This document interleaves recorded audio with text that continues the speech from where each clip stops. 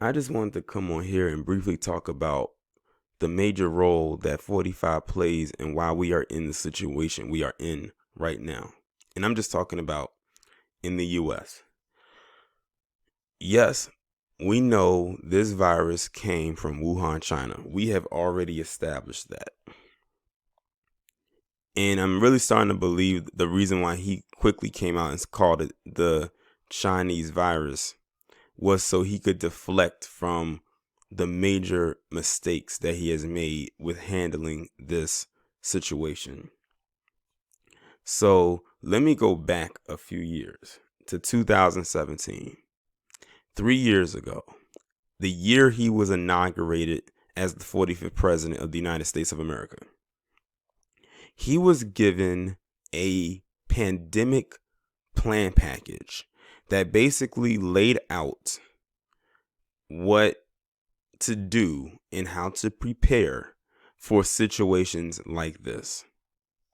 Anyone care to guess what he did with that package? If you guessed not a damn thing or that he ignored it, you would be correct. He completely ignored the package because his arrogance set in then that we would not face anything like that ever. Okay, fine. Let's fast forward 2 more years to 2019. In November, when people started to feel odd symptoms that may have been flu-like at first, but then realized that it probably was something more than the flu.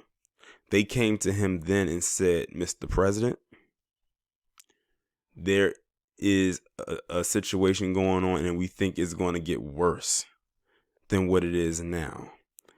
We think that you need to find a way to tell the American people that this thing is going to be bad and how to prepare for it. Mind you, 2 years before there was a pandemic plan given to him that he already ignored. So he wouldn't have known how to address that anyway. So what does he do? He comes out and says that it's nothing more than a hoax. That is just the flu. That's all it is. Nothing to worry about. And of course, his constituents and his followers and supporters peddle that same ideology. Okay, fine. Fast forward to, let's say, January. That's when it starts to heighten up a little bit more, but more so in China. And I think that's where it's more so contained at that point, is in China. And then it was like, okay, maybe you really should look into this now. Still ignores it. Now we fast forward to March. Now here's where it gets very, very, very interesting. We get our first case of the virus in America, in the States, in Washington, which is very ironic because that's where they first found that murder hornet in Washington. I remember where I was at when they talked about the first case of this virus. I was at work. And we had known about it already for a couple weeks because when they said what the name of it was, they was like, oh, we heard about that. Not too much, but we had heard about it. And they said the first case was in Washington with a man. I think it was a guy. It's amazing how that one case led to thousands, millions later, I should say. Because it's in the thousands for deaths, but in the millions for cases, whether they lived or died. It's amazing how in such a short amount of time. And it's crazy because it didn't even start here. It was in other places. We was like we weren't in the first place really affected, but we are at the top of the list. But that all goes back to lack of leadership. This is what happens when you don't have a plan and you go in there blindly. And you lead others in there blindly as well, even though his supporters would have followed that man into hell if he told them it was heaven. Look at the ones that have decided to ingest and digest disinfectant to say, oh, this is going to cure the woo-woo. Meanwhile, they don't even have it. Two, that's just silly to do. Like, why would you ingest something that you used to clean, a cleaning product? But then again, this is the state we're in. And I was going to talk about this in another video, but they actually said now they are questioning the mental health capacity of those here in America because of this quarantine. Because a lot of people have been doing some wild things that makes people question their mental health as if they need a therapist. I said that should have been questioned before this even occurred.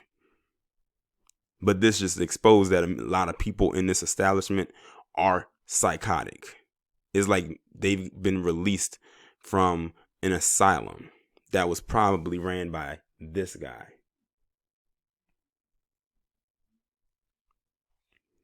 But March comes in, still says that it's a hoax. Now he's gone from it's a hoax to, oh, it'll be cleared up by Easter. Here we are, May 7th, 2020. Easter was over a month ago. Well, about a month ago. We are approaching Mother's Day. Well, by the time this video comes up, it'll either be Mother's Day or it'll be after.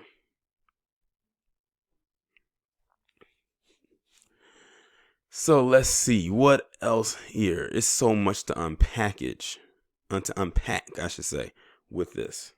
It really is. Just how the mishandling of this whole situation. Like I said, he's not the cause for the virus getting out.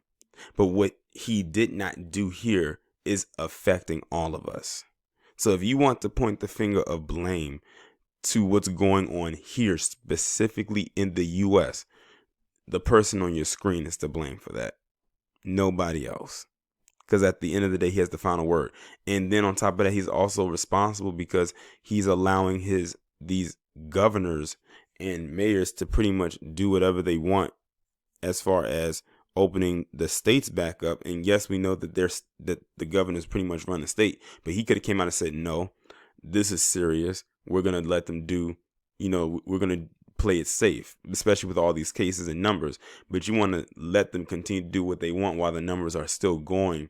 And we haven't even left the first wave yet. We haven't even hit a national peak, meaning they're on a national level, or the majority of the states have peaked, meaning that they can't go any higher. The numbers are still, as far as we know, going up. And it's almost mid-May. That's crazy. We are what? 8 days away from the middle of May. And we have been in this thing since early March. We are going on in 2 months to this thing. I'm just saying, just the recklessness, and the world, of course, is looking back and laughing right now.